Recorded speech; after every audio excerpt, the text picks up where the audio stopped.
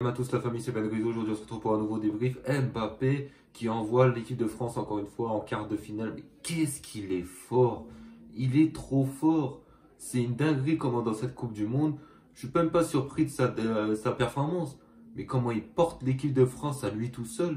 Pourtant t'as pas Benzema, t'as pas Pogba, t'as pas N'Golo Kanté, t'as pas Kimpembe en défense.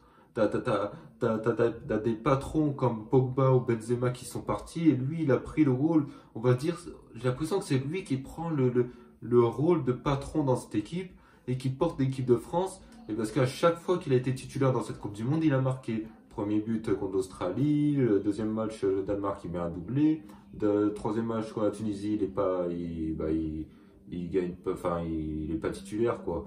Et là, il arrive à mettre un doublé magnifique, deux buts incroyables. Non, non, en plus, ce sont des buts qu'il a peut-être pas l'habitude de mettre. Il a plus l'habitude de les mettre à ras de terre. Là, il te les met en l'air.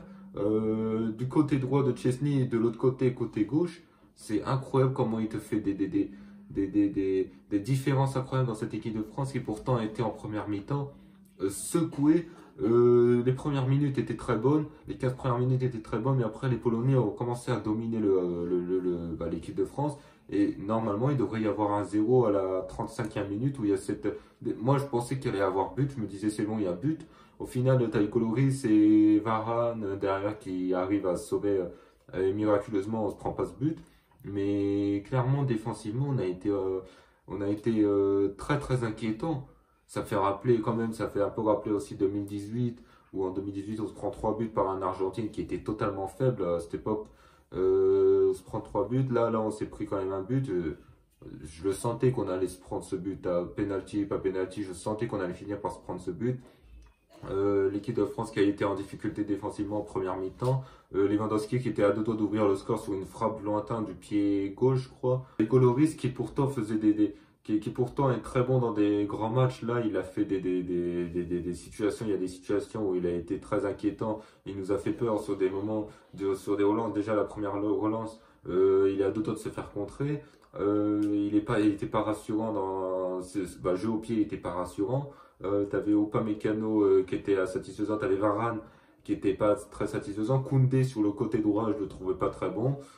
Après le seul c'est Théo Hernandez sur le côté qui apportait un peu d'offensive en première mi-temps, mais on était endormi en première mi-temps, on n'était pas dans le match avant qu'Olivier Giroud, déjà Olivier Giroud le raté qu'il a fait, pourtant Dembélé il fait un travail incroyable.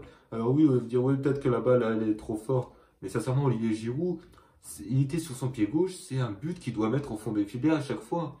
Heureusement que derrière, il arrive quand même à te mettre le but juste avant la mi-temps. Et après, en deuxième mi-temps, évidemment, la causerie dans le vestiaire a fait que l'équipe de France est bien rentrée et a mis ses deux buts avec Mbappé.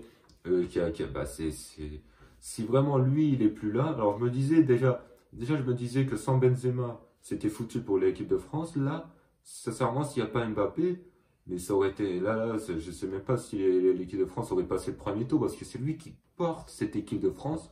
Alors on peut parler de Rabiot qui a été incroyable dans ce match. Il était là à la récupération, de Tchouaméni ou de Griezmann au milieu de terrain qui est là, qui récupère les ballons, qui court, même tu le vois en défense centrale, Griezmann qui est là, qui dégage la balle, il récupère la balle et voilà, défensivement lui aussi il est incroyable.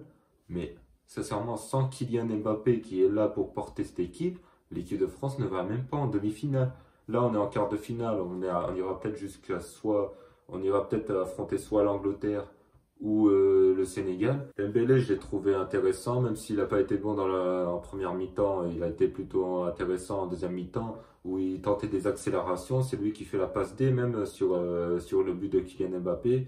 Donc après, Giroud, on le voit pas du match, enfin on le voit quasiment pas trop du match. Et d'un seul coup, il arrive à te mettre un but juste avant la mi-temps. Il aurait même pu mettre un doublé s'il n'y aurait pas eu faute de. C'était Tchouaméni, je crois. Non, Varane, c'était Varane qui fait peut-être une faute, qui s'appuie sur le défenseur. Et Chesney qui dégage le ballon du point.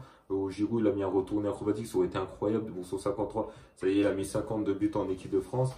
Sincèrement, Giroud, faut tirer notre chapeau à Olivier Giroud. Il arrive à dépasser Thierry Henry en Coupe du Monde. C'est lui, voilà, il était à deux doigts de mettre son 53e but.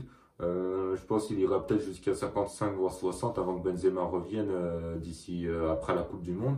Ou peut-être avant la fin de la Coupe du Monde, on ne sait pas, parce que des rumeurs disent qu'il va peut-être revenir, enfin bref. Sur ce, la famille, j'espère que vous avez apprécié ce débrief. Comme d'habitude, si vous avez apprécié, vous likez, vous commentez, vous partagez. Sur ce, moi je vous dis à plus tard pour un prochain débrief.